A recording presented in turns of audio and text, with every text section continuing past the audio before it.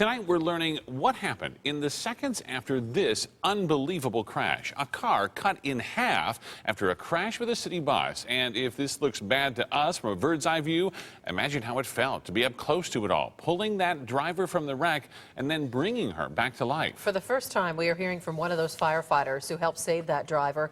ABC 15's Nohelani Graff met him back at that crash site. And Nohe, the initial call here was that she was dead, no pulse. Steve and Katie, I mean, take a look at that car. This is not the kind of wreck you expect someone to walk away from.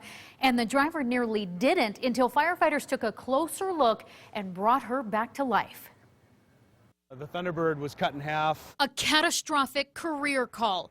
That's how Phoenix Fire Captain P.J. Dean describes the scene his crew responded to Wednesday night. I've been doing this almost 20 years, and it was certainly one of the more interesting accidents I've ever seen. He says it was chaotic. A bus full of people, two cars narrowly escaping a pileup, leaking fuel. There was a big plate that was handed to us. But what makes this a career call? That Thunderbird at the heart of it all, and the woman driving Was still buckled in her seatbelt in the back half of the car. Everything from the floorboards forward, the steering wheel, the engine ripped away by the impact of hitting the bus. The driver out cold, not breathing, no pulse. We weren't sure at first, and if anyone thought she was dead, I certainly wouldn't blame them for thinking that, because it certainly had a horrible appearance. But a blip on the heart monitor gave them hope. Medics rushed her to the hospital. The lowest percentage of survival. Giving her CPR, pumping her with fluids on the way. Suddenly, a pulse. She's alive, breathing new life to the passion Captain Dean and his crew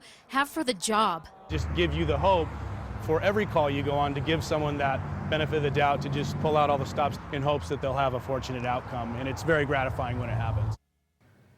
Captain Dean says the woman still has a tough road ahead. In fact, she is still in critical condition tonight.